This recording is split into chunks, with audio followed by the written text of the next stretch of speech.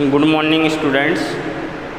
हम पिछली क्लास में केंद्रक के बारे में बात कर रहे थे। केंद्रक की संरचना जो है, तो केंद्रक की संरचना में हमने केंद्रक झिल्ली, केंद्रिका के बारे में बात कर चुके हैं। नेक्स्ट जो है हमारा केंद्रक द्रव्य, न्यूक्लियोप्लाज्म जिसे कहा जाता है। तो केंद्रक द्रव्य जो है वो कहाँ पाया जाएगा? केंद्रक झिल्ली के अंदर जो पदार्थ, तरल पदार्थ भरा हुआ रहता है, तो भीतर एक पारदर्शी अर्ध तरल कणिकीय या समांगी स्वच्छ कोलाइडी पदार्थ पाया जाता है। ये किसके अंदर पाया जाएगा? केंद्रक झिल्ली के अंदर। जैसे ये केंद्रक झिल्ली है, ये जो रहेगी ये क्या रहेगी? मान लो केंद्रक झिल्ली दो जौहरी झिल्ली के रूप में पाई जाती है। बाहर की तरफ इस पर राइबोसोम लगे हुए पाए जा सकते हैं। केंद्रक झिल्ली के बीच बीच में क्या पाए जाते हैं? छोटे छोटे छिद्र पाए जाते हैं, जिनसे पदार्थों का क्या होता है? आदान प्रदान होता है। तो इस तरीके से केंद्रक झिल्ली, और केंद्रक झिल्ली के अंदर जो भी पदार्थ पाए जाते हैं वो जो तरल पदार्थ के रूप में, जो द्रव के रूप में पाया जाता है, वो सभी क्या कहलाएगा? केंद्रक द्रव्य कहलाएगा। तो ये जो है ये क्या कहलाएगा? केंद्रक द्रव्य। और इसी केंद्रक द्रव्य में क्रोमेटिन जाल जो है वो पाया जाएगा। ये क्रोमेटिन जाल पाया जाएगा। तो केंद्रक द्रव्य जो है इसमें क्या क्या होंगे? क्रोमेटिन जाल में डीएनए होगा, आरएनए होगा, उसके बाद में प्रोटीन पाई जाएगी, एंजाइम पाए जा सकते हैं, क्योंकि ट्रांसक्रिप्शन और रेप्लिकेशन की प्रक्रिया यहीं पर होगी। एंजाइम पाए जा सकते हैं। तो मुख्यतः ये पाए जाते हैं किसके अंदर? केंद्रक द्रव्य में। डीएनए जो क्रोमेटिन पदार्थ के रूप में, आरएनए जो है डीएनए से डीएनए का निर्माण होगा, रेप्लिकेशन कहलाएगा। तो रेप्लिकेशन की प्रक्रिया जो है ये भी कहाँ पाई जाएगी? केंद्रक के अंदर पाई जाएगी। तो डीएनए से डीएनए का जो निर्माण होता है उस प्रक्रिया को क्या कहा जाता है? रेप्लिकेशन। और रेप्लिकेशन के लिए जो जो एंजाइम चाहिए वो सभी एंजाइम कहाँ पाए जाएंगे? कोशिका, वो केंद्रक द्रव्य में। उसके बाद में डीएनए से किसका निर्माण होता है? आरएनए का निर्माण होता है। आरएनए से निर्माण की प्रक्रिया क्या कहलाती है? ट्रांसक्रिप्शन कहलाती है। ट्रांसक्रिप्शन। तो रेप्लिकेशन और ट्रांसक्रिप्शन की क्रिया कहाँ होगी? केंद्रक द्रव्य में ही होगी। और रेप्लिकेशन और ट्रांसक्रिप्शन के लिए जो जो एंजाइम चाहिए, जैसे डीएनए पॉलीमरेज है, उसके बाद में डीएनए से आरएनए का निर्माण होगा यहाँ पर। तो जितने भी एंजाइम चाहिए वो सभी कहाँ पाए जाएंगे? केंद्रक द्रव्य में पाए जाते हैं। केंद्रक द्रव्य को कैरियोलिम्फ भी कहा जाता है। इसे कैरियोलिम्फ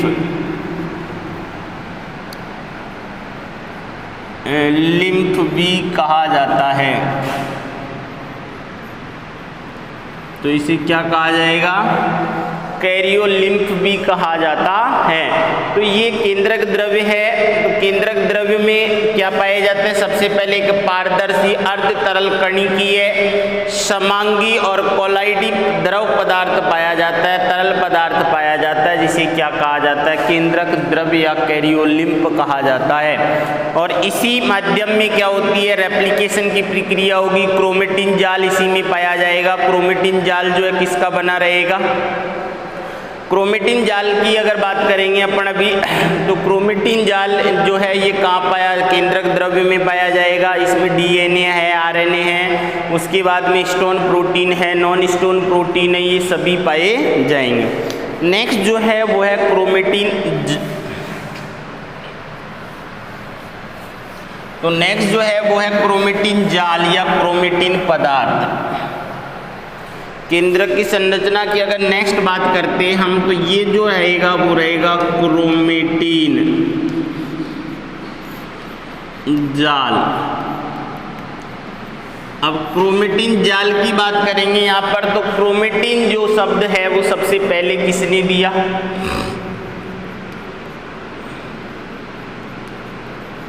क्रोमेटिन शब्द जो है वो दिया फ्लेमिंग ने। किसने? फ्लेमिंग द्वारा क्रोमेटिन शब्द जो है वो दिया गया। तो एक जाल के रूप में क्या होता है कि एक तंतु के रूप में जो डीएनए पाया जाता है। अगर बात करते हैं जैसे ये क्रोमेटिन पदार्थ है, ये क्रोमेटिन पदार्थ एक जाल के रूप में, अब अपन को ये कब दिखेगा? जब इसका अभिरंजन किया जाएगा। तो केंद्रक जो है तो ये जाल के रूप में जो कोशिका विभाजन होगा, उस कोशिका विभाजन की अंतरावस्था जो होती है, अंतरावस्था में ही ये हमें एक जाल के रूप में दिखाई देता है। तो कोशिका विभाजन की अंतरावस्था में केंद्रक को अभिरंजित, केंद्रक को अगर अपन क्या करें यहाँ पर अभिरंजित करें, तो अभिरंजित करने पर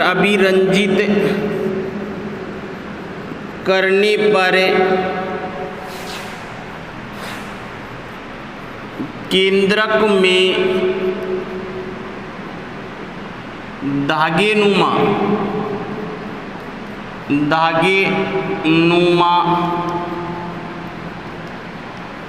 संरचना दिखाई देती है। इसी को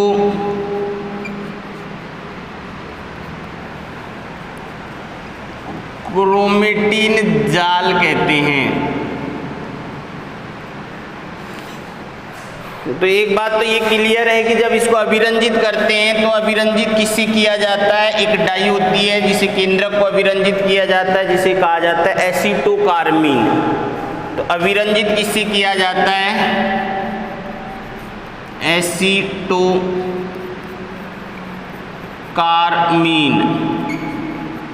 तो ये एसीटोकार्मीन के द्वारा अभिरंजित किया जाता है केंद्रक को, और अभिरंजित करने पर हमें एक धागेनुमा संरचना दिखाई देती है। उसी धागेनुमा संरचना को क्या कहा जाता है? क्रोमेटिन जाल कहा जाता है।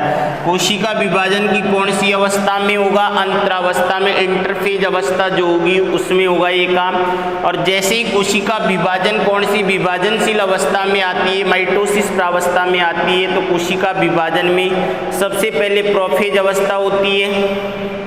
तो कोशिका विभाजन की प्रावस्थाओं की बात करते हैं।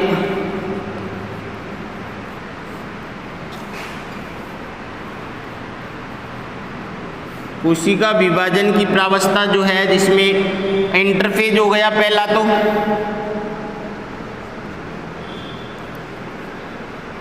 इंटरफेज, उसके बाद में माइटोसिस प्रावस्था आती है। और माइटोसिस प्रावस्था की जो पहली प्रावस्था आती है वो होती है प्रोफेज। दूसरी प्रावस्था आएगी यहाँ पर मेटाफेज।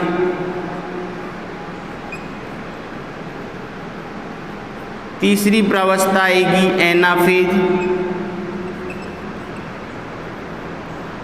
और चौथी प्रावस्था जो रहेगी वो रहेगी टीलोफेज।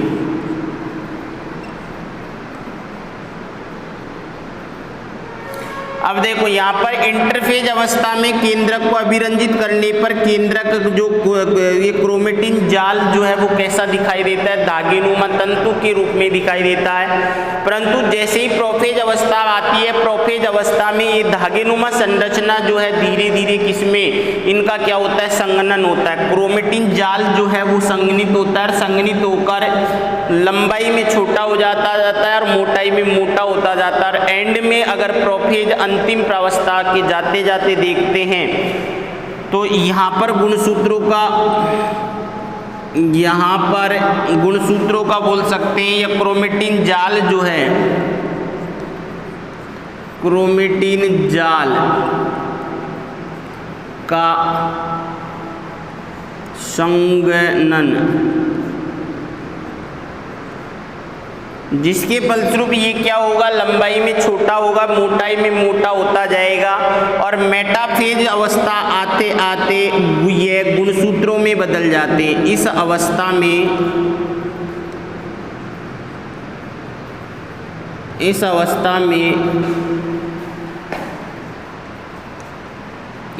क्रोमेटिन जाल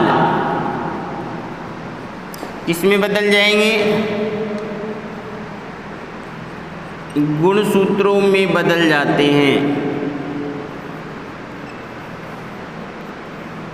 तो ये क्रोमेटिन जाल वास्तव में क्या है, गुणसूत्र, क्योंकि ये गुणसूत्र का निर्माण कैसे होगा कि जो डीएनए जो होता है, डीएनए की बात करते हैं यहाँ पर, ये केंद्रक में ये सारी चीजें, डीएनए जो है किसके द्वारा बना होता है, पॉलीन्यूक्लियोटाइड। डीएनए क्या होता है, पॉलीन्यूक्लियोटाइड।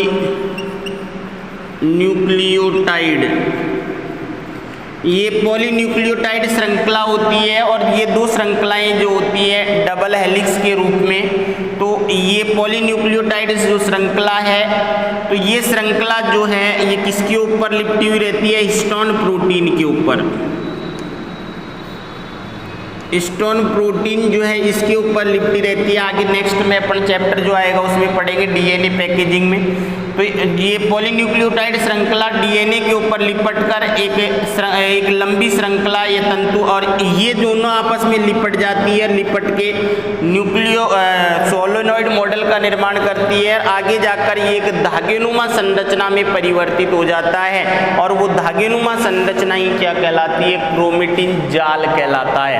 तो वास्तव में क्रोमेटिन जाल क्या है, डीएनए, और डीएनए ही मिलकर किसका निर्माण करते हैं, गुणसूत्र का निर्माण करते हैं।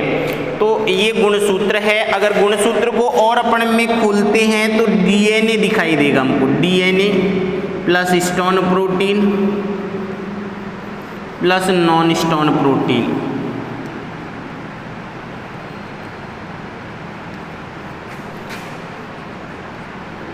तो ये सारी चीजें किस में पाई जाती है, इसी क्रोमेटिन जाल में पाई जाती है। तो क्रोमेटिन जाल जो है हमको कौन सी अवस्था में दिखाई देगा, अंतरावस्था में कोशिका विभाजन की।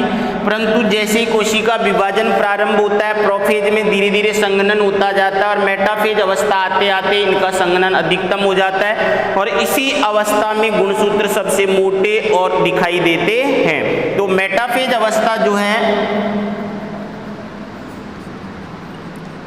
इसी अवस्था में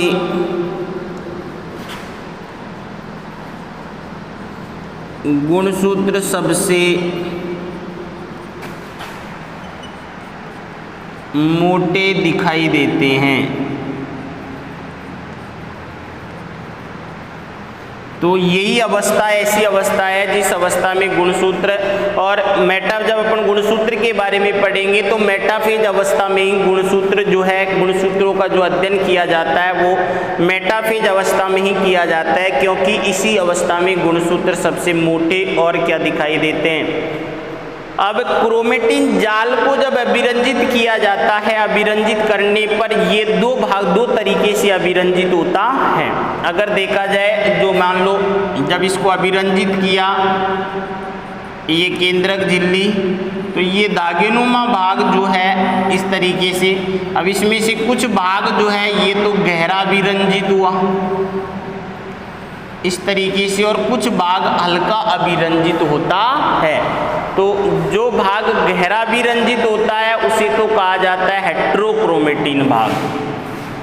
जो भाग गहरा अभिरंजित होता है ये भाग कहलाता है हेटेरोक्रोमेटिन, हेट्रोक्रोमेटिन।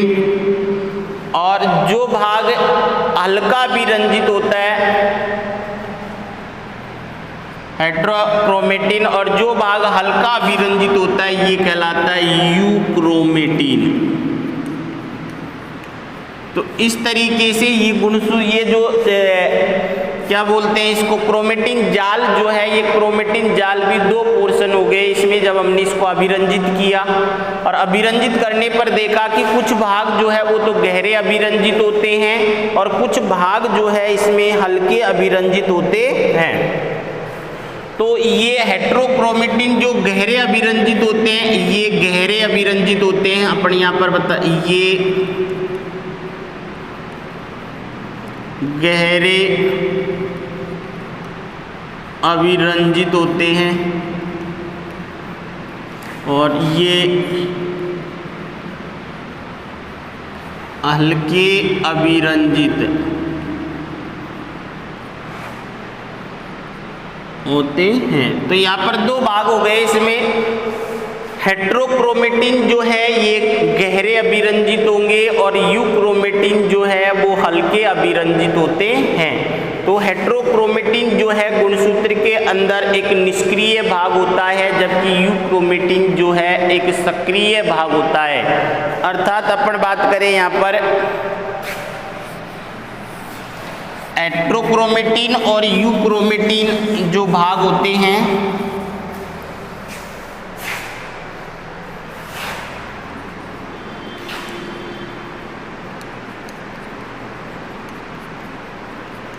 हेट्रोक्रोमेटिन और दूसरा भाग है यूक्रोमेटिन।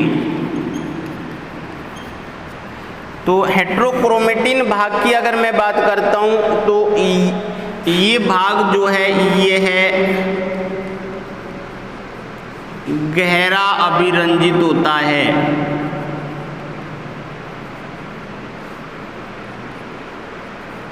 जबकि ये भाग जो है ये है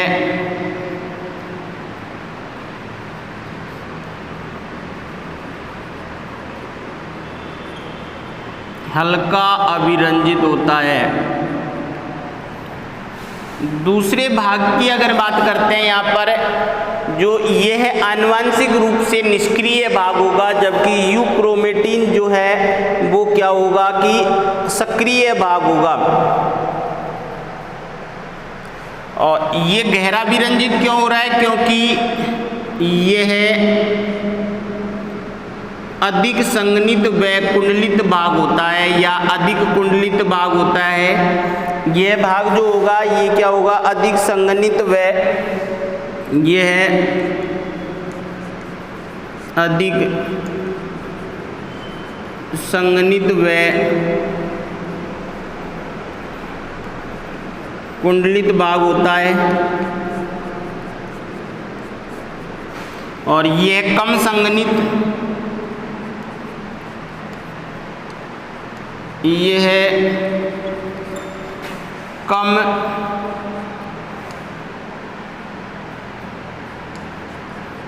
संघनित व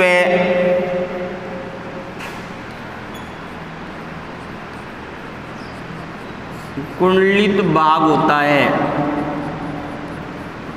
तो यूक्रोमेटिन और हेट्रोक्रोमेटिन भाग जो है ये अधिक अभिरंजित क्यों हुआ? क्योंकि ये अधिक संघनित भाग है, अधिक कुंडलित भाग है। यहाँ पर ये कम कुंडलन हो गया इसमें। और तीसरी अगर बात करते हैं तो ये आनुवंशिक रूप से निष्क्रिय भाग होता है। यह है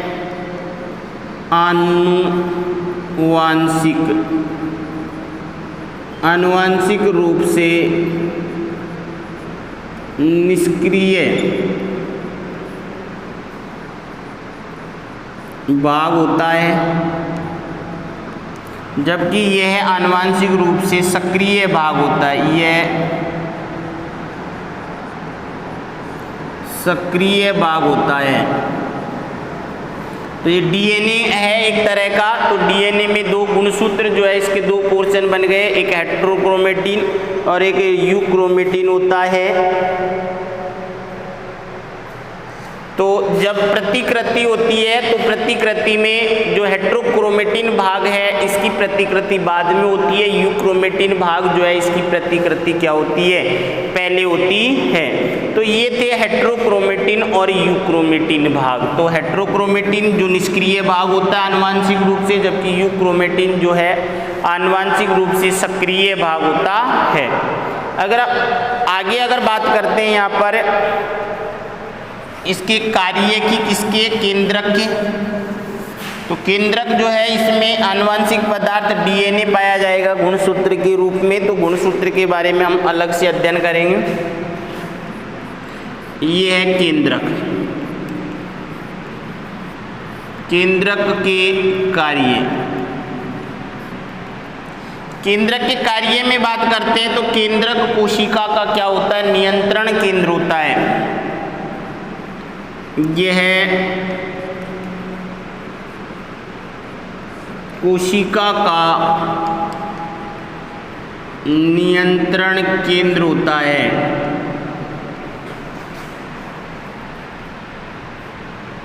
तो ये कोशिका का क्या रहेगा, नियंत्रण केंद्र, अर्थात इसी के द्वारा कोशिका को क्या किया जाता है, नियंत्रित किया जाता है। अर्थात कोशिका के जो कार्य क्या किया जाता है, नियंत्रित। कार्य कैसे नियंत्रित किए जाएंगे, क्योंकि केंद्रक के अंदर क्या पाया जाएगा, डीएनए, और डीएनए से क्या बनेंगे, गुणसूत्र बनते हैं। और गुणसूत्र जो है वो क्या काम करते हैं कि यहाँ पर अगर बात करते हैं डीएनए से डीएनए का निर्माण होगा। सबसे पहले डीएनए की कॉपी होगी, उसके बाद में डीएनए से आरएनए का निर्माण होता है। आरएनए सूचना को लेकर कहाँ जाता है, कोशिका द्रव्य में, और कोशिका द्रव्य में आरएनए से किसका निर्माण किया जाता है, प्रोटीन का। अर्थात राइबोसोम के साथ मिलकर ये क्या ना काम करता है, प्रोटीन। और इसी प्रोटीन के द्वारा क्या किया जाता है, लक्षणों का नियंत्रण या कोशिका का क्या किया जाता है, नियंत्रण किया जाता है।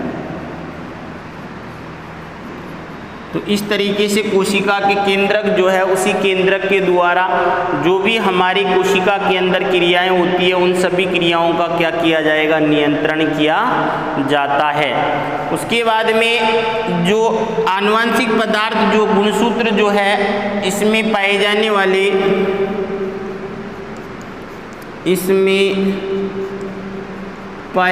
वाले आनुवंशिक पदार्थ, गुणसूत्र जो है, या इसमें पाए जाने वाले गुणसूत्र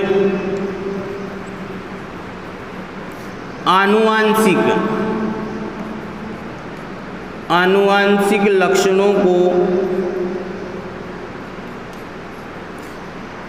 को एक पीढ़ी से दूसरी पीढ़ी में पहुंचाते हैं। अर्थात आनुवंशिक लक्षण वे लक्षण होते हैं जो एक पीढ़ी से दूसरी पीढ़ी में स्थानांतरित होते हैं। जब बच्चे का जन्म होता है तो इसको बोलते हैं कि ये तो पापा को गया है, मम्मी को गया है। तो वो किसके आधार पर हुआ, आनुवंशिक लक्षणों के आधार पर। क्योंकि कुछ लक्षण जो है वो कहाँ से आते हैं, मम्मी से आते हैं, कुछ पापा से आते हैं, कुछ रिकॉम्बिनेंट होते हैं। इस तरीके से पीढ़ी का क्या होगा, निर्माण होगा। तो आनुवंशिक लक्षण जो है उनको एक पीढ़ी से दूसरी पीढ़ी में कौन ले जाता है, गुणसूत्र। क्योंकि आधे गुणसूत्र पिता से आएंगे, आधे गुणसूत्र माता से आते हैं। और गुणसूत्रों के द्वारा ही लक्षणों का क्या किया जाएगा, नियंत्रण किया जाता है। उसके बाद में अगर बात करते हैं तो केंद्रक के अंदर क्या पाई जाएगी, केंद्रिका। और केंद्रिका के द्वारा ही किसका निर्माण किया जाता है, राइबोसोम का। केंद्रिका के द्वारा राइबोसोम का निर्माण किया जाता है। तो केंद्रक के अंदर जो केंद्रिका पाई जाती है, उसी केंद्रिका जो है के द्वारा राइबोसोम का क्या किया जाएगा, निर्माण किया जाता है। अगर एक और बात करते हैं, केंद्रक के अंदर ही कौन सी क्रिया होगी, अर्थात केंद्रक जो होते हैं उसके अंदर ही डीएनए रेप्लिकेशन की प्रक्रिया होगी। DNA replication, transcription